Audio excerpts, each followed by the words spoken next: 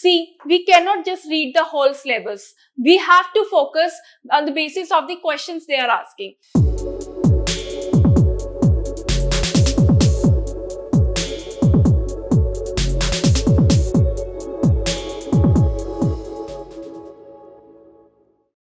Welcome to the Plutus IAS. Today, we are going to discuss about the prelims and the mains strategy. What happens a lot of times, people study about the geography and various subjects, but then what happens, they are not able to assess that what to read mainly for the prelims and the mains. Why? Because they are lacking the strategy. What kind of strategy you need for that? At least you require to go with the past year trend analysis. If I talk about the geography, so I always refer to this quote that everything has to relate it to the geography. So for example, if I'm talking about the IR, then geography will come in that, or if any mineral resource I'm talking about, geography will come in that. So geography is the main thing, main subject. Now how you have to assess the subject? The first thing you have to take care is that how the past year questions are coming from the geography. I always tell you that when the geography static portion is great, then it also affects the other subjects. For example, environment and IR also. So we can see that geography has taken a major chunk, which is the 18 questions precisely has come from the geography itself, and also from the environment, which is 15.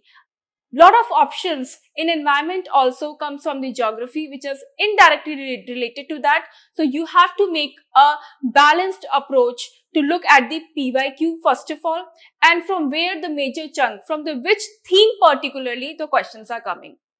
So the themes that you have to pick from the past year. I'm not talking about the questions particularly, I'm talking about the themes. The exact questions are not going to come, the themes are going to get repeated, right? So this is the UPSC prelims geography weightage. For example, in 2023, it was nearly to 10% to 11%. And in 2022, it was 9.54%.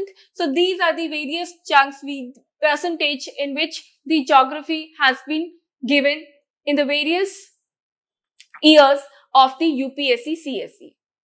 Also, you have to take care that how the mains questions are coming. This is the prelims strategy that I have told you. But what about the mains? Mains also take care of the particular area. For example, you have to see the mains questions which are coming from particular theme. Okay.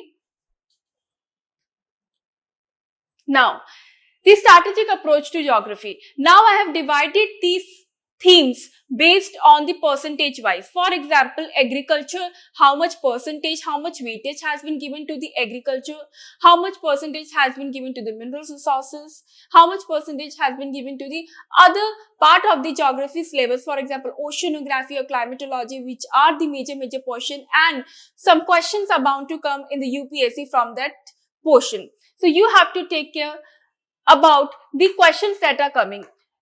See, we cannot just read the whole syllabus. We have to focus on the basis of the questions they are asking. For example, if the oceanography question is coming every year, then we can't skip that topic. You have to maintain the rhythm to do for that particular topic and also do the related PYQs based on that. For example, I'll take biogeography. One question is coming from that portion.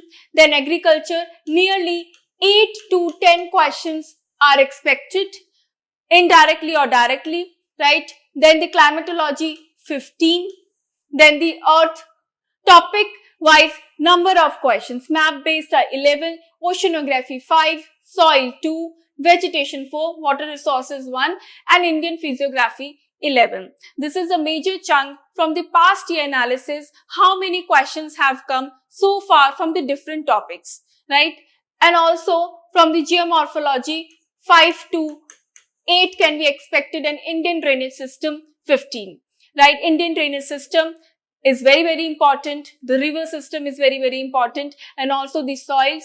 Map based question, I cannot stress enough on how the maps are really important in understanding the geography. I would say that is the inevitable part when you're doing the geography. You cannot skip the maps. Do not try to mug up any place without watching the map first and analyzing it, that particular area. Alright. So next we have the physical geography. So when people talk about the geography, a lot of people get confused that how many questions are there in the syllabus.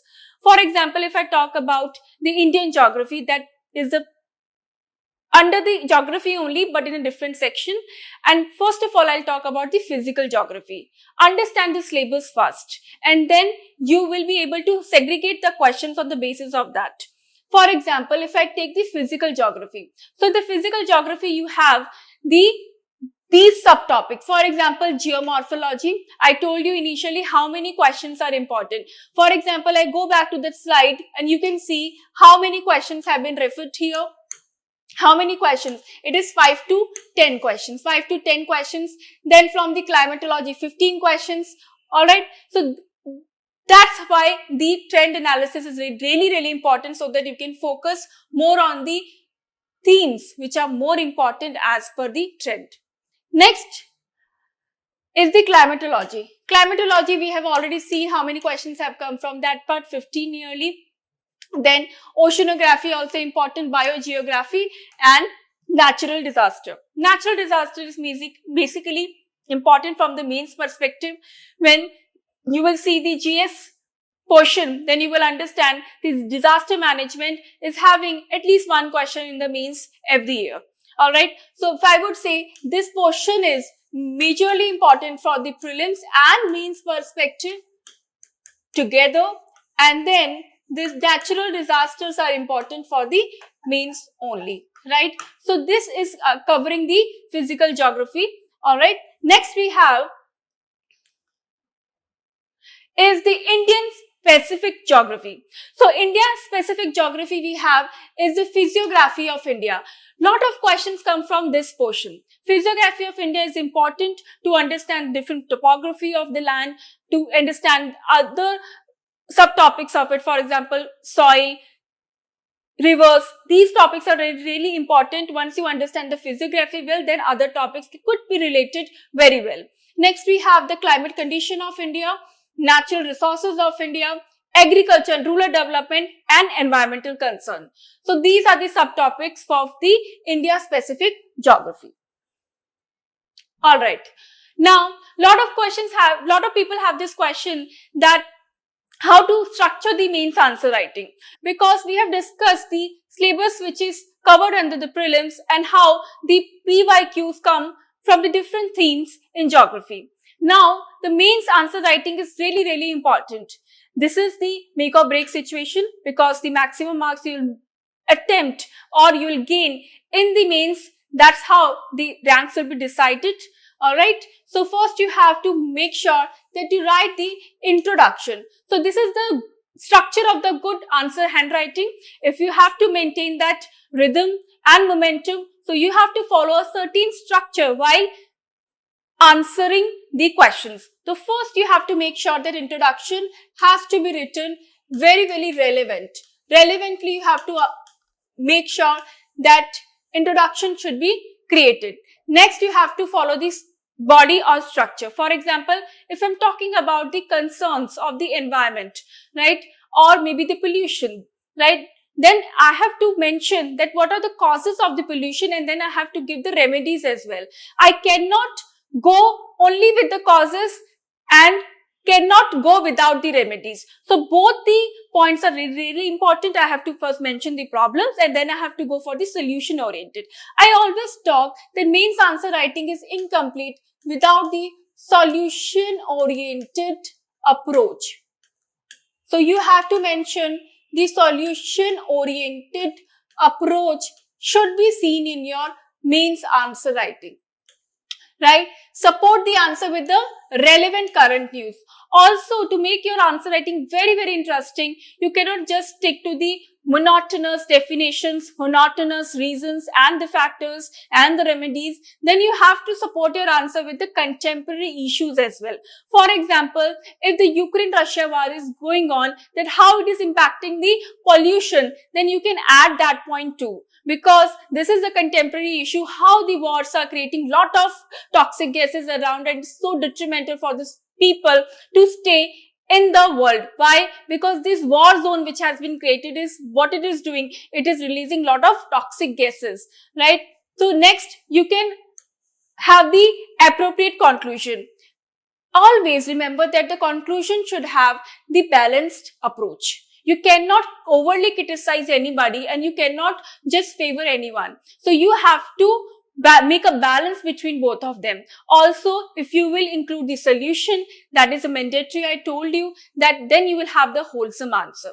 That's how you have to approach the mains answer writing of the geography and addition of the data and the quotes. Then you can also make it very embellish your answer with adding the quotes in that, or maybe you can add the data, any data you have read from the Indian Express or Hindu or any other magazine that you are referring to. You can add the data and also mention the sources from where you have added that. That brings the lot of credibility, authenticity to your answer, and also that's the right way of writing the answer. There is no perfect way of writing the answer, but then these are the strategies that you can follow, at least to follow the structure or the blueprint you can take from here. Now, how to understand geography? I stressed enough how to make the geography interesting. To make the geography interesting, the first thing you have to focus on is the maps. Please do not try to mark any area without referring to the maps. Take two maps, one of the world, other one of the India, and then try to learn the places day by day. It's a very cumbersome process initially, but then later on, you will get used to it. Next, we can have the diagrams. Alright, in the mains answer writing, you can also add the diagrams to support your answer. For example, if I'm talking about the mines, then I can quickly draw the India map and I can define these are the mines that I'm referring to, right? This is how I'll make the answer more relevant and I can make sure that the examiner is knowing that I know well. Next, you can have the basic concepts. Always remember, if you have a very difficult concept in geography, then go to the basics. Basics is very important to understand the upper superficial layer, right? Without understanding the basic, you cannot understand the advanced subject. For example, if I'm talking about the soils, then you cannot understand the different type of soils or the porosity of the soil without understanding its texture. So first understand the texture where the soil is found. For example, if I'm talking about the black soil, you have to understand that it is found in Maharashtra. Why? How the black soil was formed? Why the color black? So focus more on why. When you focus more on why, then you will understand the whole concept. Why the color black? What is found? It is rich in which particular nutrient? Why it is rich in particular nutrient? So you have to focus on why of anything and what of anything, right? Quoting more examples. You have to quote more examples. For example, any editorial, any newspaper you are reading, then you have to understand it is linking to my what static portion. Right? For example, recently the earthquakes have been in news. Then you have to understand that this portion earthquake is related to the portion which is geomorphology. So you have to link both the things and that's how you can make and understand the geography very well. This is the map, importance of the mapping in the geography. This is the map I'm referring to. Take a political map. Try to mark. For example, if I have to mark any of the mines for that matter, then I can just mark them here and here and I can mention that the mines are found in this particular area, or particularly here if I'm marking the Nellore in Andhra Pradesh, then I can mark that, right? And try to make and mark then and paste so that whenever you have to do the quick revision, you can done it quickly. This is the map in the world geography. All right, just refer to that. Okay. So, for example, if I have to take one PYQ I'm taking from the geography itself. For example, if I have to mention that, for example, Garhwal, Himalayas, right? This is a PYQ. So I have taken that this particular question is coming from the physiography. This is the theme that I am following. This is the theme that I am following. It is coming from where? It is from the India specific geography. Okay. So once I have done the geography portion and completed that theme, then I can refer to the question. I'll try to solve the question. This is a PYQ from 2022. I'll try to solve this question, right, with the help of the maps and the conceptual knowledge that I have. All right. What we can see. So this is the question from 2020. This is the Siachen Glacier question which has been asked, and this can be purely solved only when you have done the maps. This cannot be solved in any other way. For example, if I am looking at the Siachen was very particular, very popular area in 2020. Why? Because of the contentious issue happening between the India and China. Therefore, it became very, very important. This particular area had to be read thoroughly. For example, this is in the news and you have to read this area very, very thoroughly. Go to the maps, understand the Siachen glacier, understand where it is lying, around which valleys it is lying, where is the Saksham Valley, what is happening around this area. So everything has to be done thoroughly. Then this question could be easily solved, right? So I've shown you the two kinds of question. One which is purely solved on the basis of the factual knowledge, the other one purely on the basis of the maps. So you cannot ignore the maps. This is the most important part when you are doing the geography. All right. Now, the sources that you have to refer to. So start with the basics. You cannot start with the very fancy books, first of all, and then you have to start with the basics. For example, I always tell that start with the basics of 9th, 10th, 11th and 12th. Any topic that you have to understand, try to mug up that portion first and then you can go to the other reference book, right? For example, Contemporary India is one from the class 9th. Then in the class 10th, again, the Fundamentals of Physical Geography, which is again in the class 9th, and Indian Physical Geography is the class 11th, right? So this is the class 9th, Contemporary India class 10th, Fundamental of Physical Geography class 11th, Indian Physical Environment class 11th, Fundamental of Human Geography in class 12th, and India People in Economy in class 12th. These are the resources that you can refer to for developing the fundamentals of the geography, right? This is the basic portion that you can take and understand. It will be very, very difficult otherwise to understand geography if you have not done the basics from them, right? Next, other resources that you can focus once you're done with the NCERT, once you have understood the NCERT, then you can move to the Indian World Geography by Majid Hussain. The other is Indian World Geography by Khuller, and Oxford Atlas is must. I have told initially also that you have to keep a map book or the other sources of the map so that you can understand the places very well, right? All right. So I'm ending the explanation of the prelims and the main strengths of the geography. I hope the session was really informative, and please implement all the portion that I have discussed with you and understand geography, learn geography and implement in the answer writing and also the prelims.